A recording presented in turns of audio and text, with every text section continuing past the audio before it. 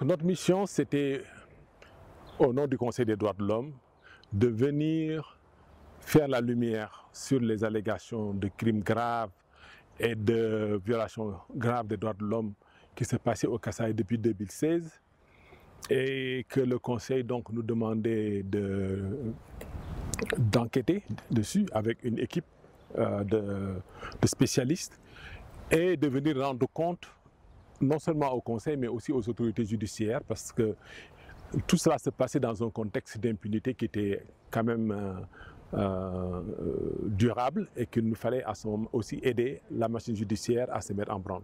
Nous avons pensé qu'il y avait une situation de conflit armé interne, peut-être pas de haute intensité, mais conflit armé quand même, parce qu'on n'était pas dans simple insurrection, et que ce conflit armé s'était aussi manifesté par la commission de nombreux crimes contre la population civile.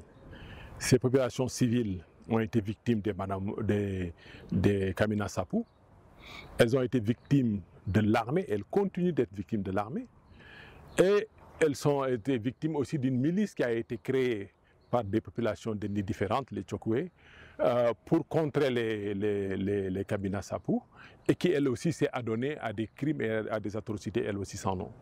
Voilà, donc nous nous trouvons dans une situation où franchement, les femmes, les enfants ont souffert plus que leur lot. Et si la situation s'est calmée, elle n'en a pas pour autant disparu. Elle est encore vivante, malheureusement. Les victimes, d'abord, n'ont aucun recours, puisque la justice ne fonctionne pas. Si on compare le nombre de jugements qui ont été rendus avec l'ampleur des crimes qui ont été commis, on a peu d'espoir que justice va être rendue. Donc nous nous trouvons dans une situation où il faut absolument qu'on renforce la justice institutionnelle, notamment l'auditorat militaire. Je sais que le haut-commissaire a envoyé une équipe pour soutenir et qui donne déjà des résultats. Il y a aussi une situation qui est particulière puisque deux experts des Nations Unies, Michael Sharp et Zaida Catalan, ont été assassinés dans des conditions aussi horribles.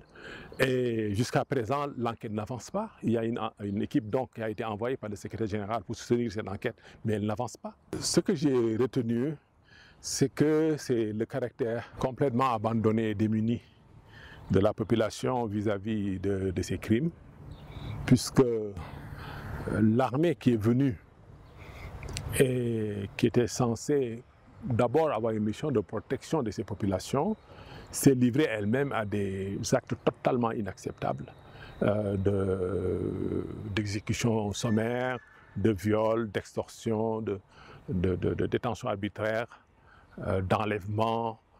Et donc ces actions sont venues s'ajouter à l'horreur d'actes commis par les milices, souvent inspirés par des croyances en l'immunité contre les balles, en la possibilité de disparaître pendant le combat, de sorte qu'on a exposé des enfants et qui sont retrouvés face à des lance-roquettes et à des AK-47 munis de bâtons dont on pensait qu'ils étaient des armes mortelles ou de jupes pour les petites filles dont on pensait qu'elles allaient recueillir les balles qui allaient être projetées contre les combattants. Elles sont retrouvées tout simplement déchiquetées. Et donc on a cet aspect qui est assez incroyable de ces croyances qui ont exposé la vie de ces enfants. Nous voyons que les milices Banamoura notamment empêchent le retour des Luba dans leur terre d'origine, là où elles étaient, et d'autre part, certains d'entre eux maintiennent en esclavage sexuel et en esclavage tout court des femmes et des enfants dans des fermes que nous avons identifiées.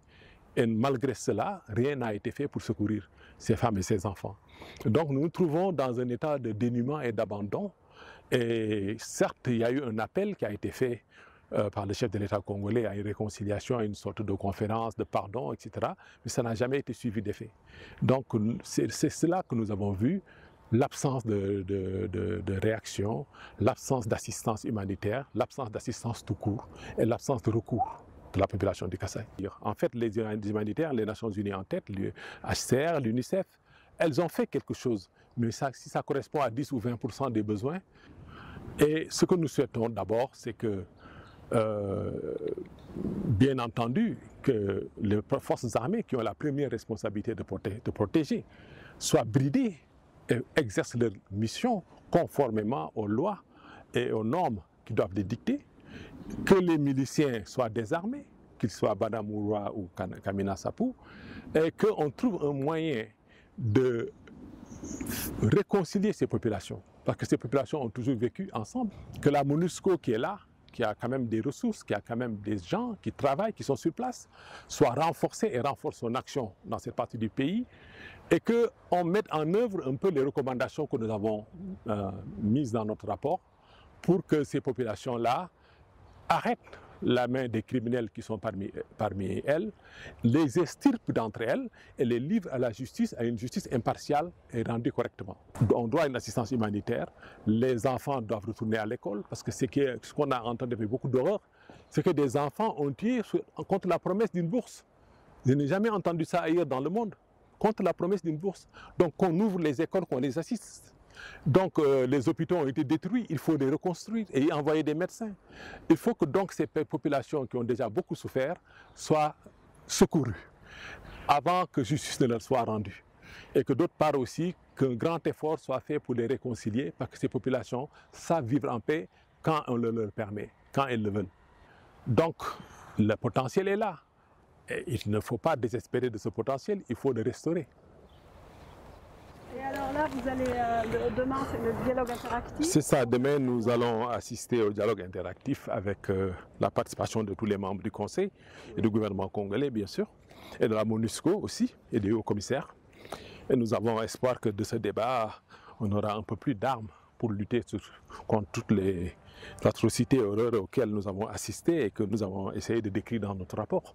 Ce n'est pas pour le besoin de sensationnel, mais pour convaincre toute la communauté internationale, tout être humain, de faire quelque chose pour le Kasaï.